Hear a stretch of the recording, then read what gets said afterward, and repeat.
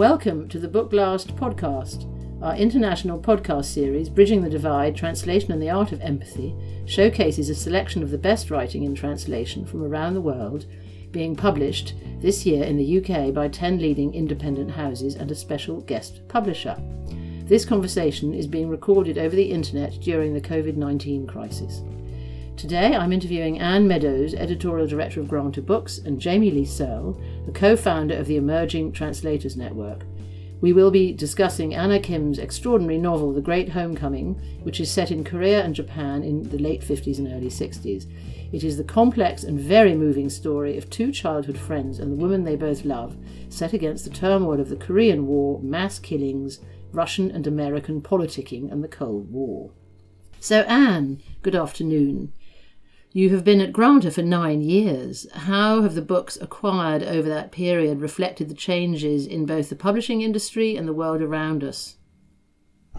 Good afternoon, Georgia. Thank you for having me. That's a really interesting question. I think the most notable change in my time in publishing, which is coming up to 10 years now, has been an increased interest in works in translation. When I first started, there were a small number of houses publishing work in translation. There was Granta and Portobello Books, my company, and then Harville Sacker and MacLehose Press. But since then, the field has broadened significantly. So And Other Stories has started, Fitzcarraldo Editions, and these small presses have really been championing work in translation. And I think the whole arena as a consequence has shifted, and with the success of Elena Ferrante particularly, there's a new appetite, I think, for work in translation, and it's being published with a much more commercial flair. So it's no longer the kind of the little sister of the publishing world. There's great work being put out into the English market, but it's also being bought in large numbers, and that's been really exciting to see. So literary translation has an important role to play in our changing world. What kind of role do you feel it has, and how does it help us also to improve empathy and understanding of each other? I think, translation is the gift of hearing from other cultures and other voices that you might not otherwise have access to. And particularly actually with nonfiction, we've seen a spate of nonfiction successes. I'm thinking of Sapiens, Yuval Harari, and Rutger Bregman's Utopia for Realists. We've had nonfiction books which are very critical of Anglo modes of thought and which have come from different traditions. So I think, I'm not sure about improving empathy, but certainly in terms of broadening our understanding of other places, work in translation, fiction and nonfiction can be a real boon. So which writers are you personally most proud of first publishing and introducing to English language readers? Five writers that come to mind? Oh gosh. You're a bit of a champion yourself, so of course we could probably just have a huge hour discussing all of your list, but we haven't got that kind of time. I hope to be. So my company Granta has had great success this past year and a half with the Japanese language novelist Sayaka Murata, who I think one of her first ever translations appeared in Granta magazine. And then we published her novel Convenience Store Woman, and it was her first English language publication.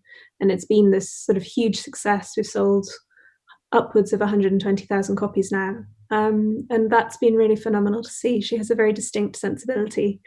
And a lot of the writers that I've been the first to publish in the UK, Sayaka Murata, Hiromi Kawakami, a wonderful Argentine writer called Mariana Enriquez, they all feel as though they are sort of peerless in the English language. Like there's no one else quite like them, and that's very exciting.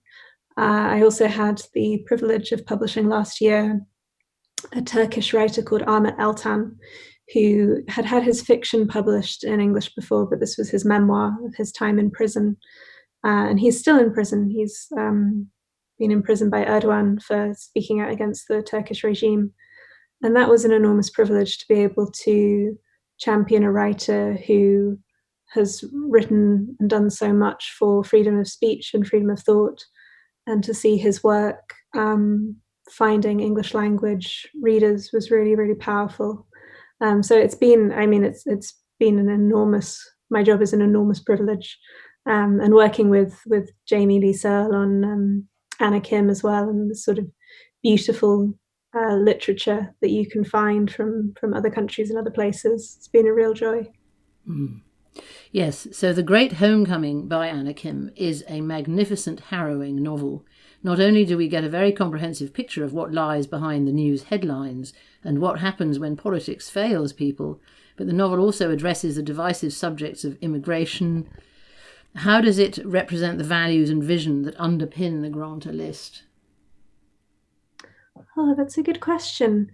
I think first and foremost by being great literature, and that's what we look for at Granta, and that's what has driven the translation list from Joseph Roth to Herta Müller to Han Kang and Yoko Tawada. We're first and foremost literary publishers. So the language, as Jamie translates it, is beautiful, and that's very important to us. And then it is a political novel. It's a novel that has a lot to say about migration and displacement, and as you say, the kind of complex politics of North and South Korea during the time and American interference. So I like to think it's both a literary novel and a political novel, and those are two things we feel very strongly about. Well, exactly, because in these darkening days, as tensions between America and the Far East are rising, this gem of a novel has never been more relevant. Yet, the most important political novels are never really about politics with a capital P, per se. So in what way is this the case with regards to The Great Homecoming? I think The Great Homecoming is about loss. It's about loss, and it's about nostalgia. And it presents these three young people, led by the main character, Yunho, who have had their youth stolen from them by war, and who find themselves kind of in exile from their country, both within it and then literally. And it's about that loss of hope and nationhood, and about being buffeted by the forces of history, which is not a common experience anymore in the West, or hadn't been, I think, until the past few months, when I think we've all felt overtaken by history and buffeted by history.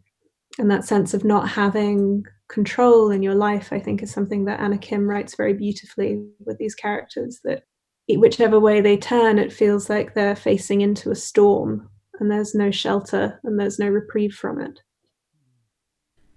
And is beautiful writing, though, enough to sell a book these days? I mean, what else? Of course, marketing. Does it all come down to marketing, really, over and beyond the actual storytelling and the writer?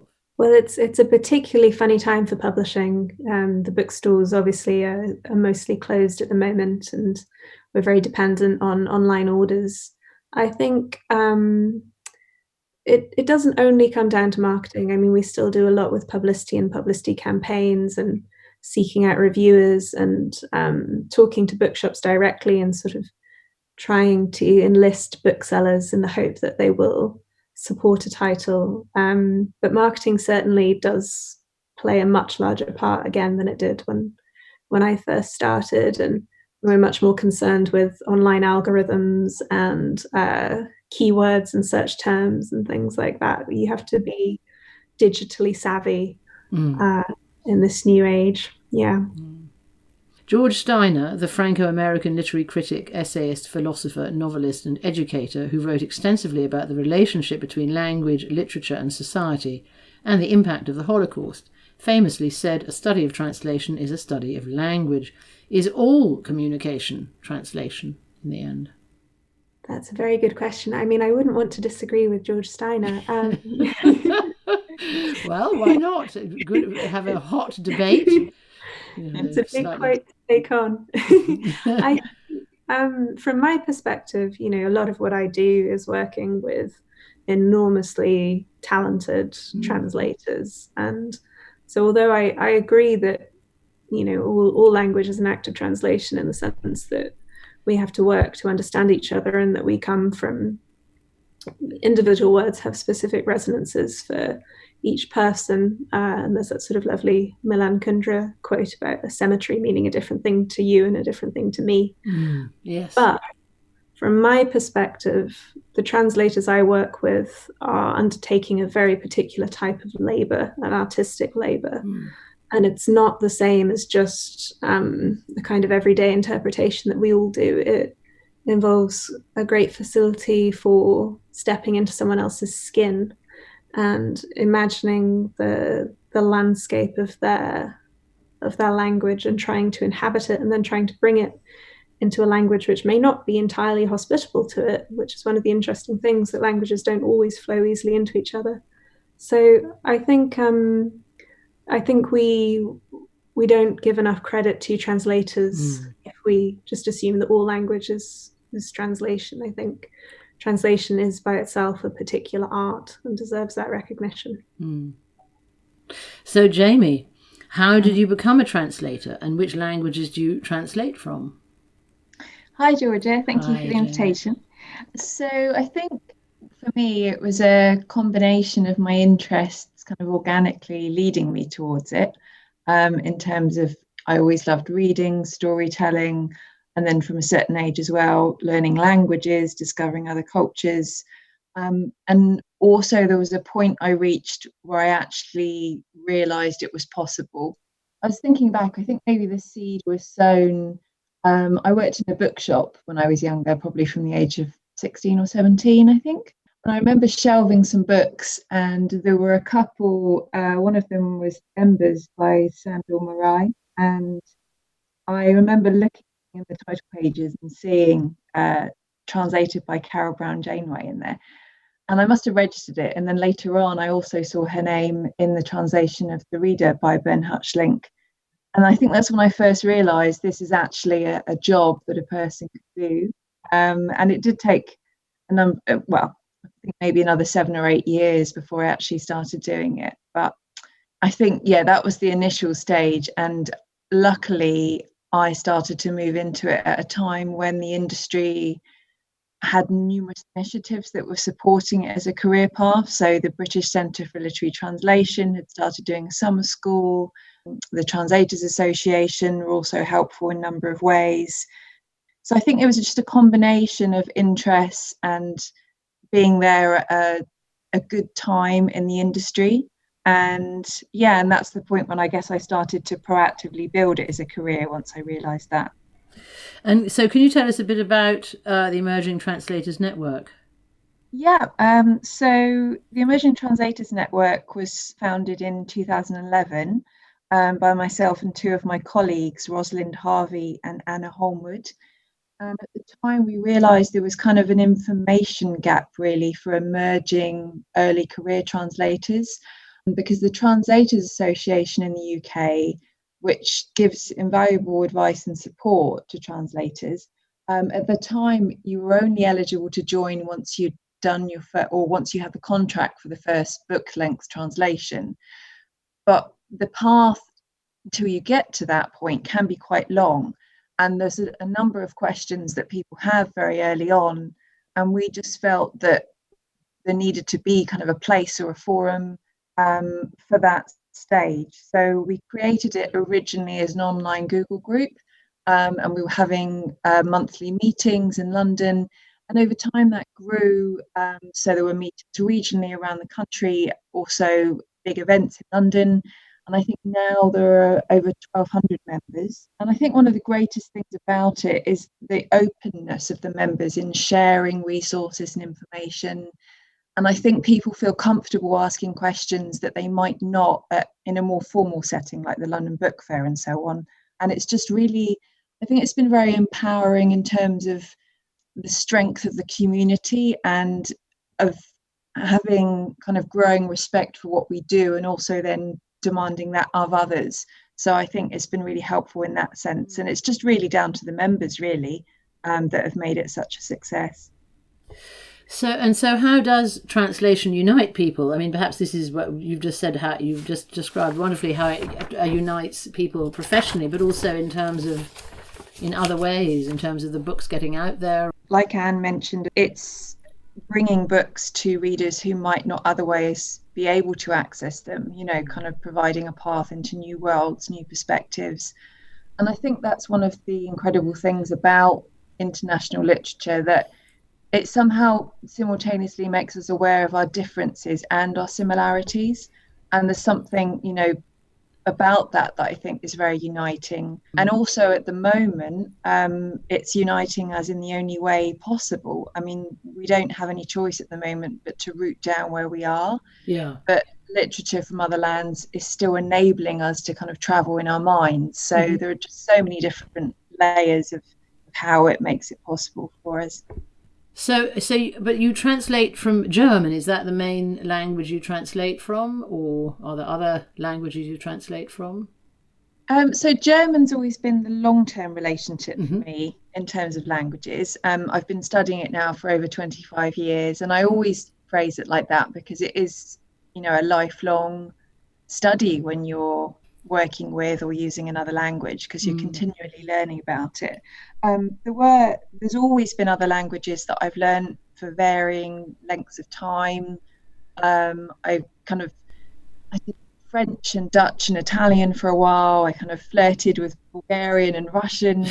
Goodness, so you're a real linguist. Wow. I did Spanish for a while, and I stayed in Argentina for a few months learning Spanish.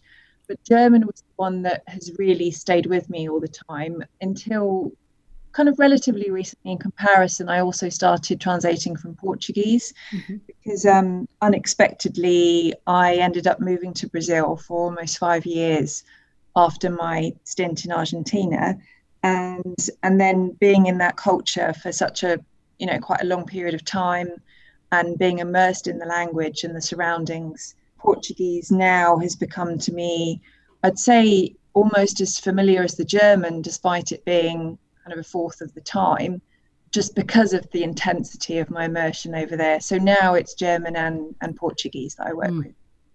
So Anna Kim, she is Korean and she writes in German. I mean, first of all, have you met her? Can you tell us a bit about her and how you ended up translating The Great Homecoming, and also why you think it was important for her to write this book? Yeah, so Anna, she and I, we first met probably around 10 years ago at the London Book Fair. And at that point, I had recently translated a short piece that she wrote after she was a writer in residence in London. And I think I probably kept an eye on her work, but we didn't have communication again. And she was living in Germany. I mean, that's, so she's Korean but living in Germany and writes in German. So she was born in South Korea, but her family emigrated to Austria via Germany when she was very young. So for her, I think I'm right in saying that German's always the language that she's felt more comfortable in terms of speaking, in terms of writing and everything. So she was living in Austria. I read The Great Homecoming because her publisher, Suhrkamp, who I work for quite frequently in Germany, they asked me to do the sample translation for their promotion, for their rights, kind of rights promotion purposes. And so I did the sample. I just really fell for the book, kind of read on.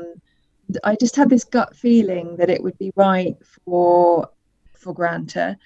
And just coincidentally, or, you know, as fate would have it, I got the details. I think I was looking for contact details for Anne, and because we hadn't been in touch at that point. And in the very couple of days that I was looking for her email address, she happened to reach out to me on Facebook with a message asking if I could contact her. And I wrote back and said, is this about this book? Because I just had this feeling, and it was about that. And I think, Anne, was it because you'd read the sample? Was that why? I think so we just happened to both get in touch with each other about the same thing at the same time. And then we met up in London, had a coffee and talked for a long time about the book. And I think a few weeks later, she commissioned me to do the translation, which I was really delighted about.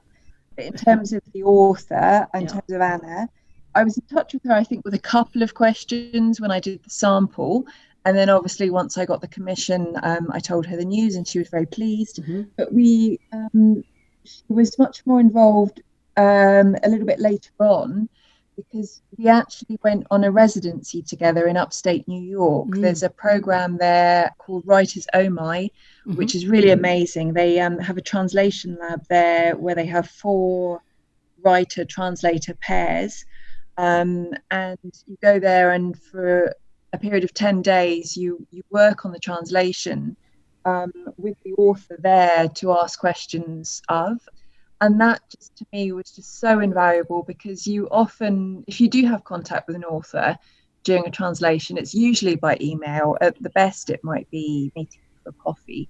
But to have that kind of abundance of time, and we, the face-to-face interaction, we were going for walks. She was able to sketch out things for me in terms of Korean architecture and all these little details that you might not prioritize but if you weren't actually there.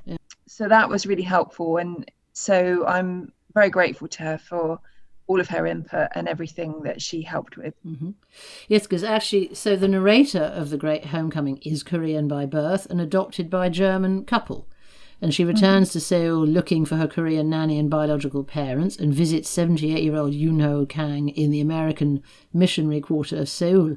And he reminisces about his childhood friend Johnny, Yoon-mi or Eve Moon, a woman of many facets, who I mean, I rather took to her. There's a sort of touch of the Becky Sharp to her on one level. There's something rather tragic about her. Of course, she was also known as the Yankee whore because she slept with the occupying Americans. To what extent are the central characters based on both the author's own experiences and those of her original family or friends, or blend of real and fiction? But to what extent are the real, if you see what I mean? Yeah, I did extensive research. I mean, it's clear to anyone who reads the book, there's obviously such kind of a wealth of historical detail there. The historical side's amazing, yes.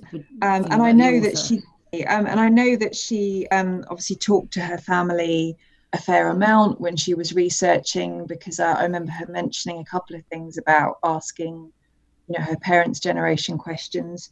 When it comes to how much the characters' kind of more specific trajectories are based on those kind of her family or their experiences, that's not something that she and I really discussed. I guess because I felt I didn't really need to know that for the purposes of the translation. Sure. It wasn't something I really asked.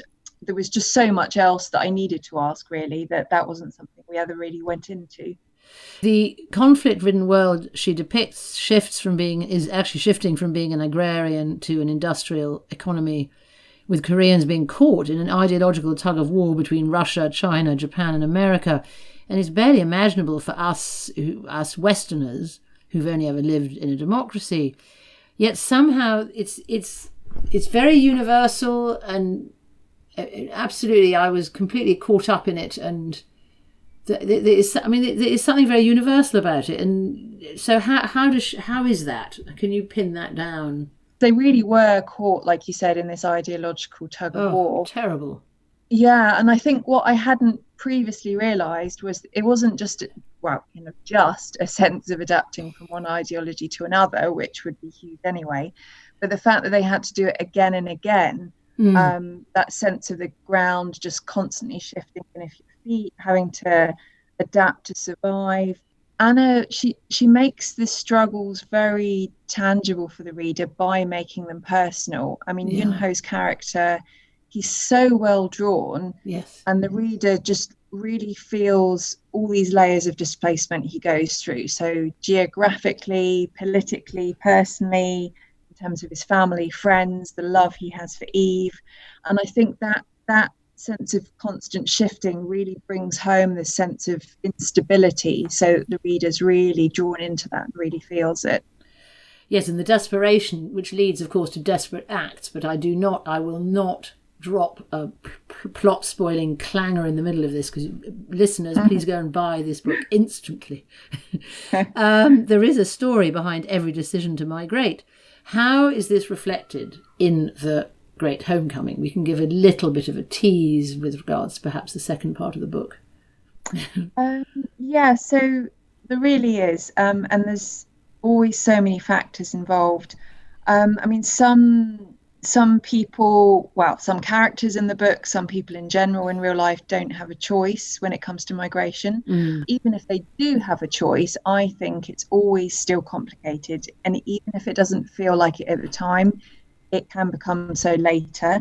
And the characters in this novel, I mean, they're driven to migrate by external and internal factors. Some of them it's for safety and survival, others the hope of a better life, or like the narrator, like you said, Hannah, it's to find out about their heritage.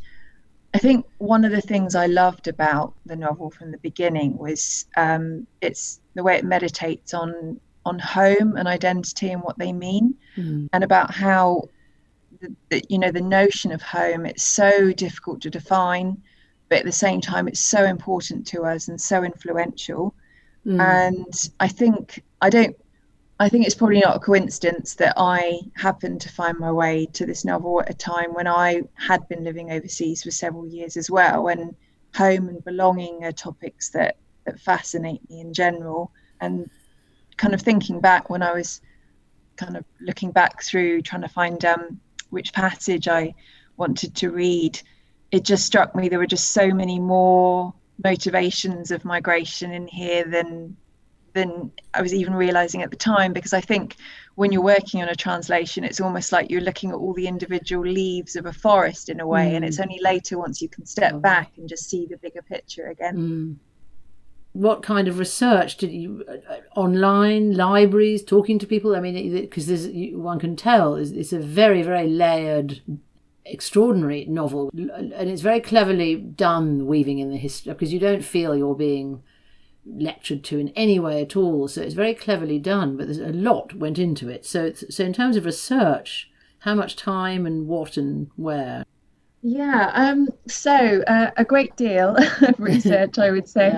I mean, we're translating from German predominantly.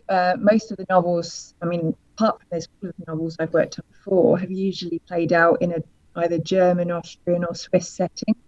So this project was completely new territory for me, in terms of, focusing on history and culture that I previously had very little knowledge of.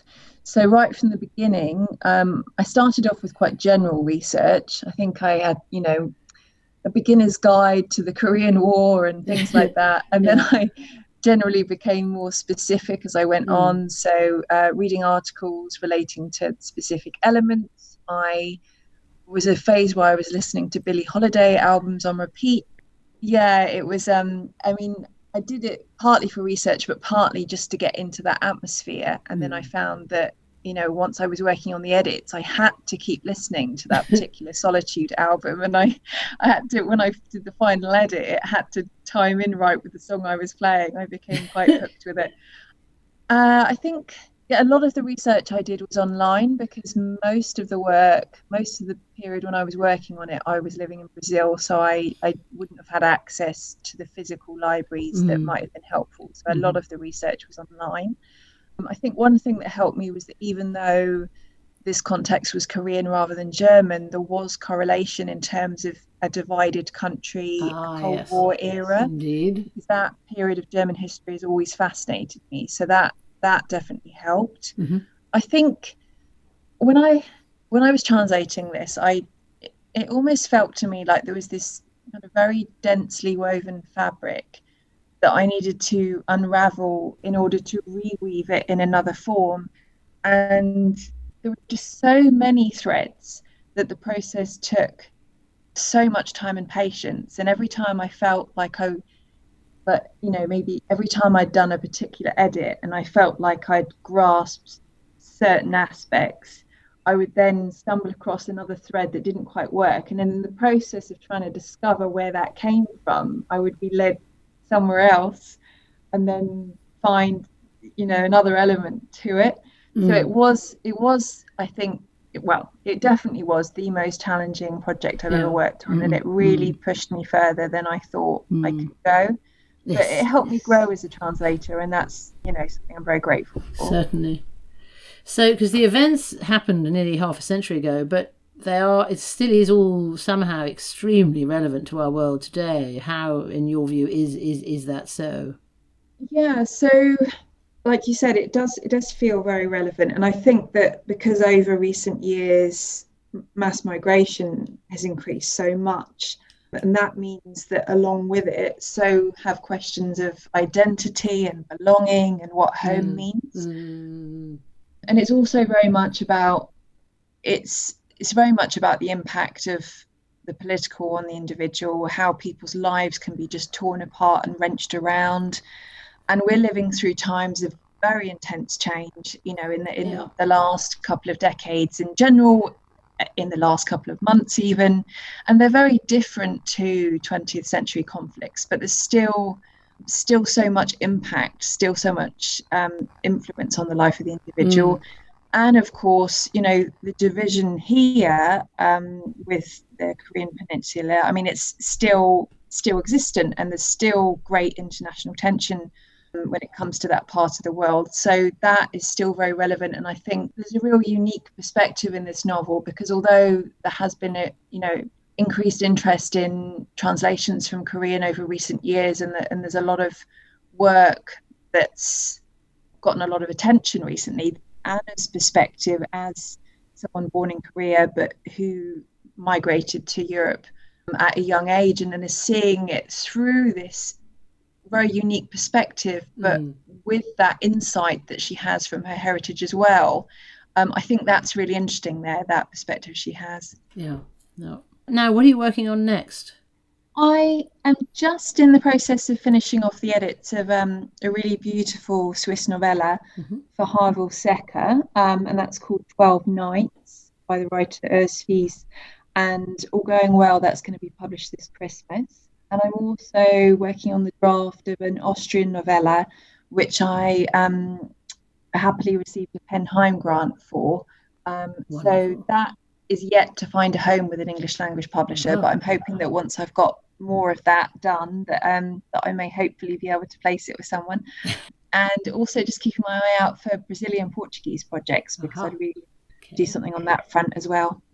So to wrap up, could you read us a brief passage that exemplifies the essence of Anna Kim's writing and her voice and the story? I remember the song drifting out through the door, the soft howl of the guitar, the drums following the rhythm in a way that seemed tentative but was in actual fact confident, nonchalant even. Yet it wasn't these sounds that filled the space, but the heavy late summer air, the heat of the afternoon. And even though the corridor I was making my way along had no windows, the sun found its way in regardless, seeping between the cracks in the doors and dividing the floor into sections, an almost black one followed by a golden brown one. My short journey, accompanied by distant music, punctuated here and there by the noises in the building, the clatter of pots and pans, the clack of a blade against a wooden board, the murmurs of the landlady who had eyed me sullenly. Finding his door ajar, I pushed it open. Johnny and Eve were dancing in an embrace, cheek to cheek, their eyes closed, while Sleepwalk played on the gramophone, sung by the brothers Santo and Johnny, the latter my friend's namesake. Back then, I was convinced that nothing could separate them, Johnny and Eve, Eve and Johnny. They moved on that small spot between the bed and the desk, caught in a perfect moment. I watched them for far too long. I sat on the floor outside Johnny's room. I didn't know where else to go. I didn't know anyone in Seoul besides him. As I waited, the scent of freshly boiled rice rose up from the kitchen on the floor below, the aroma of crushed garlic, diced chili peppers, and roasted fish. A clink of crockery. Then the landlady scurried into the living room with a tray. I heard her husband's voice. What had taken her so long? She didn't answer. Had the student paid yet? He asked. She hadn't had the chance to speak to him yet, she said. He had a visitor. A visitor? I heard. Who? A young woman, she said, or maybe not. What's that supposed to mean? He asked. Don't speak in riddles. It was Eve Moon, she answered. Eve Moon? He questioned, his voice becoming louder. Eve Moon? Yes, she whispered. Unbelievable, he thundered. This wasn't a brothel. What was he thinking, taking that whore up to his room? "Quiet down," his wife interrupted him. "The whole building can hear you." And she closed the door. Only at this moment did I notice that Eve had stepped out into the hallway alongside me. I couldn't tell how long she had been listening, for her expression revealed nothing. Her face was rigid, a mask. Yunmi Moon, or as she called herself, Eve Moon. Curled hair, freckles whitewashed with face powder, lips painted red. To me, her beauty was too calculated. Later, much later, once Johnny was already on his way to North Korea, I learnt to differentiate between real Eve and unreal Eve. She drifted over to the stairs and paused for a few seconds, as though wanting to make sure her exit would go unnoticed. Me, she ignored. She slipped out of her shoes, tucked them beneath one arm, and padded down the steps to the ground floor, opening the front door only slightly. She didn't need much space to slip outside. I knocked on Johnny's door. He opened it, a cigarette in the corner of his mouth, a beret on his head, his hair glistening with pomade. He looked sleepy. When he recognized me, he laughed and hugged me again and again. "Yun-ho," he cried. "Yun-ho, what a surprise! What are you doing here? Come in. Come in at once." Wonderful. Thank you so much.